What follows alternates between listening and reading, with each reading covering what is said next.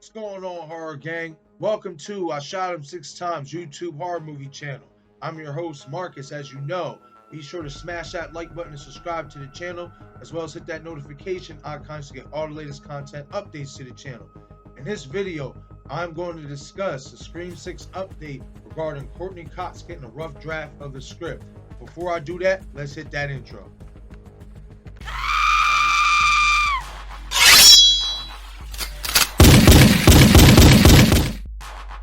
I shot him 6 times.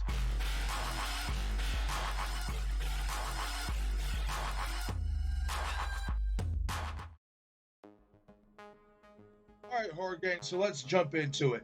So, yesterday, it was reported by HelloCindy.com that during a podcast interview with Variety's Mark Malcolm, that Courtney Cox had revealed that she has already received a first draft of the script for Scream 6. So I'll read you the quotes from some of the quotes from that interview. Malkin, when do you start shooting the sequel to the requel/reboot? Cox responds, the relaunch? He says yes. Cox says, I got the script yesterday. Malkin, you did? Cox said, and I haven't read it yet, I just got it. I'm used to getting, Shining Veil scripts, which are, 26 pages, and what now? She laughs. Gonna read a script, and anyway, I'm excited to read it, and they're going to start filming, I think, in June in Canada. Oh, I'm not allowed to say anything. Laughs. Now, I already knew that this film was being filmed in Canada. Those reports came out a couple weeks ago. What I find interesting is her calling this movie a relaunch, and the reason why I find that interesting is because it's just kind of like, I kind of feel like this Scream 5 was already the relaunch of the entire franchise. So her labeling Scream 6 as a relaunch in itself, it kind of actually gets me a little bit more excited, because I've been theorizing anyway, that this storyline is going to kind of have some history repeating itself moments, as in regard to the original story arc of the original trilogy. So her kind of saying regarding this Scream 6 as a relaunch in itself kind of gets me a little bit excited that they might take some of the pieces from that original story arc and implement it more in this trilogy as well. So another thing what gets me excited is the fact that Courtney Cox in itself is back. Now, what will her role be? I don't honestly think she will have a very big role. I honestly think that Gale Weathers' character will get killed off in Scream 6. And in my opinion, I think in this whole new trilogy, now hasn't been confirmed really that we're getting a trilogy, but the general consumption is we're getting a trilogy. I think the goal in each of these movies might be, not 100%, but might be to kill off one by one the original OG3.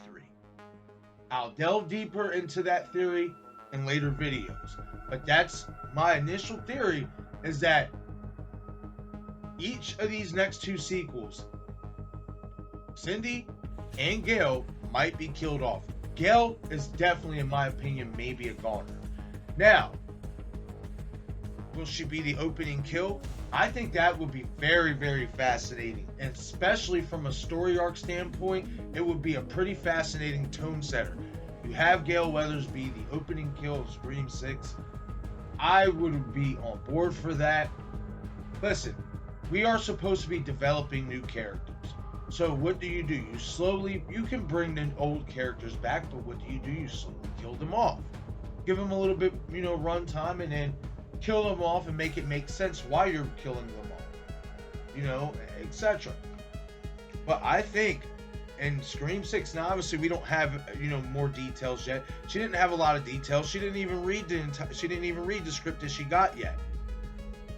But I genuinely believe that she's going to get killed off in Scream 6.